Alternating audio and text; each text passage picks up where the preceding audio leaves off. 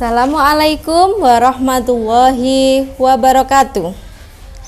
Piye kabare anak-anakku kelas 3 MI Tarbiyatus Syarifah. Mugi-mugi anak-anakku selalu sehat lan semangat sinau bareng ing omah. Nah, anak-anak, ayo saiki sinau bareng Bu Vika mata pelajaran basa Jawa tema 1 welas asih marang kewan lan tetuwuhan. Nah, anak-anak, ning jero bab iki engko anak-anak sinau bareng Bu Vika kenal, paham lan ngidentifikasi teks cerita, lisan lan tulis tentang kewan lan tetuwuhan. Anak-anak, kenapa sih kita kudu welas asih marang kewan lan tetuwuhan? Kewan lan tetuwuhan iku manfaate akeh banget kanggo manungsa, supaya manungsa iso urip bebarengan marang kewan lan tetuwuhan. Ing bab iki anak-anakku belajar kenal, paham lan ngidentifikasi teks cerita kanthi lisan lan tulis. Di sini maksudnya adalah anak-anak, kenapa sih kita itu harus mempunyai rasa kasih sayang kepada hewan dan tumbuhan supaya kita itu bisa hidup bersama dengan hewan dan tumbuhan. Nah, anak-anak, hewan dan tumbuhan itu manfaatnya banyak sekali bagi manusia. Nah, anak-anak, ing bab iki kita belajar tentang teks cerita. Teks cerita iku sawijining teks sing isine ngenani cerita. Artinya di sini teks cerita itu artinya adalah teks yang di dalamnya itu ada ceritanya. Cerita kuwi iku warna-warna anak. Ana cerita tentang panguripane bocah-bocah.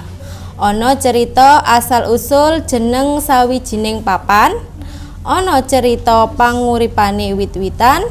Ana cerita kewan sing bisa ngomong. Ana cerita sage utawa sing jenenge cerita sejarah.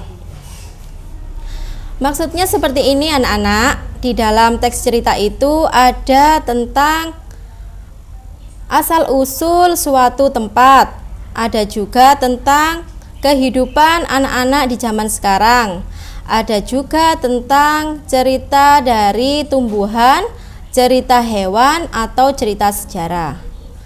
Cerita-cerita kasebut banjur digoleki pokok cerita lan isine supaya bocah-bocah ngerti maknane. Di sini maksudnya dari cerita-cerita di atas itu kita bisa mencari pokok ceritanya dan isinya supaya anak-anak itu mengerti makna dari cerita tersebut.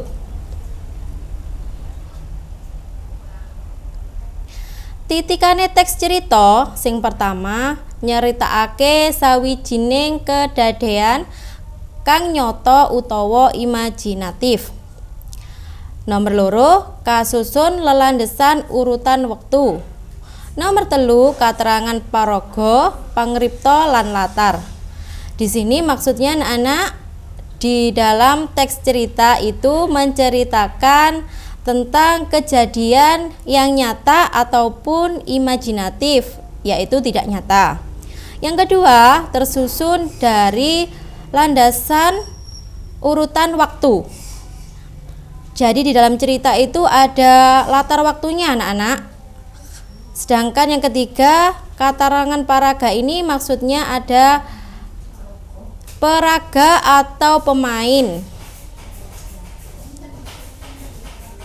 Selanjutnya anak-anak, ning unsur-unsur kang ana sing sajroning cerita, sing pertama yaiku kedadean, Nomor loro paraga, nomor telu tema, nomor papat latar panggonan lan wektu, nomor 5 alur, nomor 6 pitutur. Kadadean yang kene iki maksude saben cerita iku mesti nggambarake sawijining kedadean. Paraga iki maksude diarani tokoh dalam bahasa Jawa. Paraga iki bisa berupa manungsa, kewan, utawa sing diumpamake kaya menungsa. Tema ning kene maksude mujudake gagasan pokok kang dadi dasar isi cerita. Latar panggonan lan wektu iki papan sing biasae disebutake ing cerita. Wektu iki wektu kedadean ing cerita kasebut. Alur mujudake rerangkean kedadean sajroning cerita. Nomor 6 pitutur iki pesen ing cerita kuwi bisa digoleki sawise maca kabeh cerita. Di sini anak-anak di dalam teks cerita unsur-unsurnya yang pertama itu adalah kejadian. Di dalam kejadian ini biasanya itu mesti menggambarkan bagaimana kejadian itu dari awal sampai akhir terjadi. Terus yang selanjutnya yaitu paraga. Maksudnya di sini adalah tokoh dalam cerita tersebut. Tema di sini dimaksudkan adalah gagasan pokok dari dasar isi ceritanya. Latar panggonan lan wektu iki maksudnya adalah latar itu tempat kejadian dan waktunya. Sedangkan alur di sini maksudnya adalah bisa alur maju maupun alur mundur. Jika cerita itu dari awal sampai akhir itu dinamakan cerita maju. Sedangkan di sini pitutur maksudnya yaitu nasihat yang diperoleh dari cerita tersebut. Nah, anak-anak di dalam mempelajari teks cerita itu juga ada lajere cerita. Lajere cerita iki dipundhut saka diarani pokok cerita. Dipundhut teka pokok saben paragraf, dilumpukake dadi pokok cerita lan sing terakhir kesimpulan lajering cerita. Nah, anak-anak, Bu Vika kagungan atau memiliki teks cerita sing judule Ngingu Kebo. Anak-anak iso maca ing omah cerita sing diwenehi Bu Vika iki. Saka cerita iku mau, sing pertama kedadeane yaiku nyata. Terus paragae Mujiono lan Muhardi.